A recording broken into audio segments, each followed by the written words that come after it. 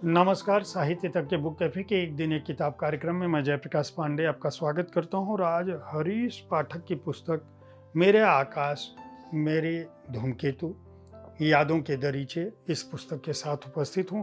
हरीश पाठक जाने माने पत्रकार और संपादक रहे। 20 दिसंबर 1957 को ग्वालियर में उनका जन्म हुआ। लगभग 4 दशक से अधिक समय तक उन्होंने पत्रकारिता की, जिसमें 21 साल संपादक रहे। बहुत सारी कृतियाँ उनकी प्रकाशित हो चुकी हैं। पत्रकारिता और कहानी संग्रह संपादित पुस्तकें भी आ चुकी हैं, कई पुरस्कार भी पा चुके हैं। और यह पुस्तक जो है उनकी यादों की पुस्तक है, उनके संस्मरणों की पुस्तक है। वह पुस्तक है जो लोग उनके जीवन में किसी न किसी रूप में आए और उनके जीवन को प्रभावित किया हो या ना किया हो, लेकिन स्मृति के साथ जिन लोगों से वह जुड़े रहे उनको लगा कि इन लोगों के बारे में कुछ न कुछ लिखना चाहिए। ये यादें और स्मृतियाँ निजी होने के साथ साथ न केवल अपने समय, अपने साहित्य, अपने संस्थान, अपने विषय पत्रकारिता और साहित्य की वानगी देती हैं, बल्कि बतौर मनुष्य हमारे जानने वाले वे लोग जिन्होंने साहित्य और शब्दों की दुनिया को समृद्ध किया, उनके बारे में भी बताती हैं कि बतौर मनुष्य वो लोग किस तरह के थे, या उन्होंने हरीश पाठक के जीवन को या अपने क्षेत्र विशेष के जीवन को कैसे प्रभावित किया।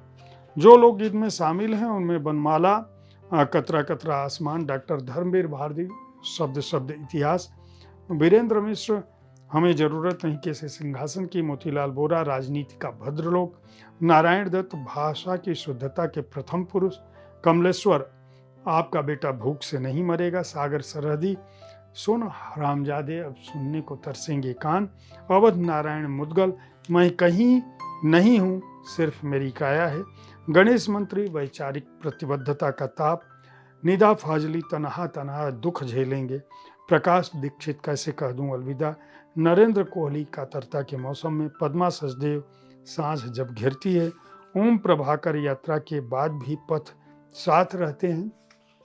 ये मैं शीर्षक के अलावा मैं शख्सियतों का नाम बताता हूँ कि बैजू कानूनगो, रमेश उपाध्याय, भगवान प्रलय, सुदीप, चित्रा मुदगल, राम प्रकाश अनुरागी, राजेंद्र शर्मा, कुमार शिव, अनिल धारकर, बंसी कौल, प्रदीप चौबे, जुगनू शारदे, प्रभु जोशी, रमेश बत्रा, जहीर कुरैशी, सुनील दुबे, गौतम चौरसिया, अरुण वर्धन, के.एम. श्रीवास्तव, इब्राहिम अश्क, कैलाश सेंगर, आलोक भट्टाचार्य, सतीश पेडरेकर, श्रीश चंद्र मिश्र, ज्योतिर्मय, सरोज त्रिपाठी, बादल सरोज, अनिल शर्मा, गिरीश मिश्र, शिव अनुराग पटैरिया, विभा रानी, आलोक तोमर, दिनेश तिवारी, शरद श्रीवास्तव और भूपेंद्र चतुर्वेदी। ये कुल 49 लोगों पर अपने संस्मरण, अपनी यादें उन्होंने लिखी हैं हरीश पाठक ने। ये संस्मरण बेहद अपनापा लिए। जैसे रमेश बत्रा के साथ वो लिखते हैं कि किस तरह से रमेश बत्रा से उनकी मुलाकात तब हुई थी जब हरीश पाठक के पिता का देहांत हो गया था और बहुत समय से वो अपने कार्यालय जाना बंद कर चुके थे, और अचानक रमेश बत्रा जो है चंडीगढ़ से आए और उन्होंने किस तरह से इनको फिर से मुख्य धारा से जोड़ा।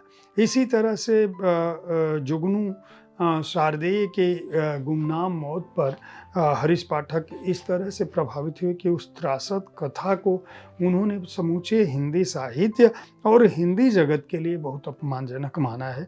उनका कहना है कि राजधानी दिल्ली में एक ऐसा लेखक जिसने कई पीढ़ियों के लेखकों को न केवल प्रभावित किया था, बल्कि जिन पर अपना प्रभाव, अपने लेखन की छाप छोड़ी थी, वह वृद्धाश्रम में अंतिम क्षणों में इतना अकेला था कि उसका निधन हो जाता था।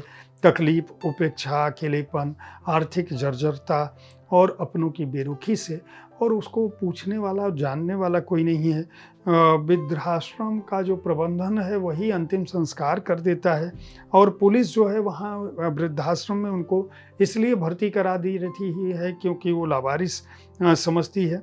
और जब एक सामाजिक कार्यकर्ता राजेंद्र रवि उनका हालचाल जानने पहुंचते हैं तो पता चलता है कि अ, उनका तो अंतिम संस्कार भी कर दिया गया। तो इस तरह की स्थितियों में जुगनू शारदेय से कैसे इनकी मुलाकात होती है, ये संस्मरण इसी तरह से लिखे गए हैं। किन लोगों से, किनके रहने पर, किनके होने का क्या कुछ महत्व है हरीश पाठक के जीवन में, और उन लोगों ने किस तरह से न केवल मुंबई, दिल्ली, पटना और जहाँ भी रहे हैं मध्य प्रदेश के इलाकों में हरीश पाठक, उनके जीवन को प्रभावित किया, बल्कि उन्होंने किस तरह से हमारे समय और समाज को प्रभावित किया। हरीश पाठक के इन संस्मरणों के बहाने हिंदी जगत की जो एक तरह की